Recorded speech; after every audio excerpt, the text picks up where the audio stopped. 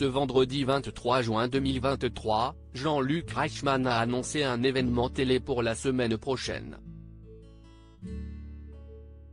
Le présentateur des 12 coups de midi est allé rejoindre un vieil ami sur une chaîne concurrente.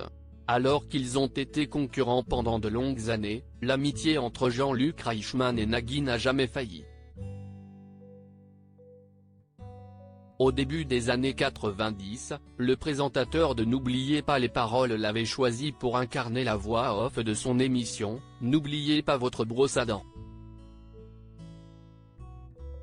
Alors que Jean-Luc Reichmann a rejoint TF1 pour assurer la présentation des Jeux de midi, Nagui a ensuite hérité de la même case avec Tout le monde veut prendre sa place.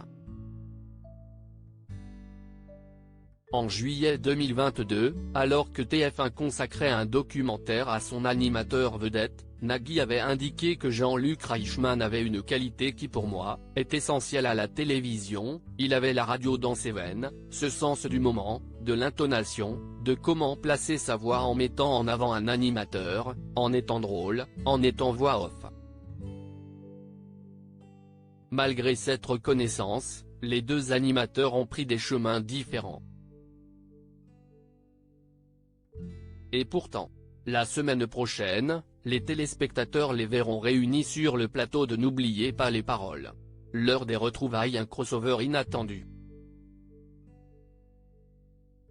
Ce vendredi 23 juin 2023, Jean-Luc Reichmann a annoncé l'événement télé de la semaine prochaine, sur son compte Twitter.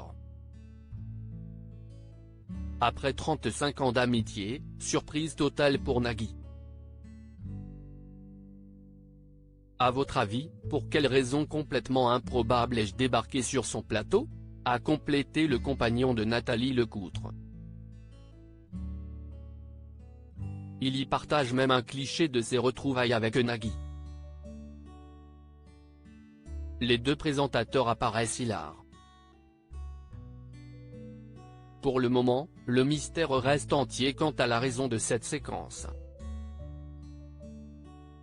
Toujours est-il que Nagui et Jean-Luc Reichmann ont parfois eu du mal à travailler ensemble.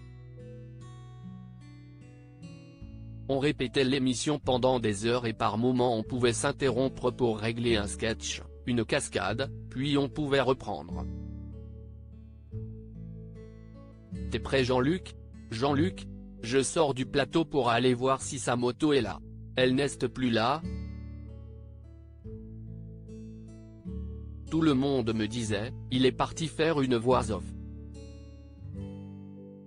En fait Jean-Luc se barrait pendant les répétitions et ça me rendait totalement dingue, avait confié le compagnon de Mélanie Page dans le documentaire Jean-Luc Reichmann, un destin hors du commun. Fin du suspense la semaine prochaine, sur France 2.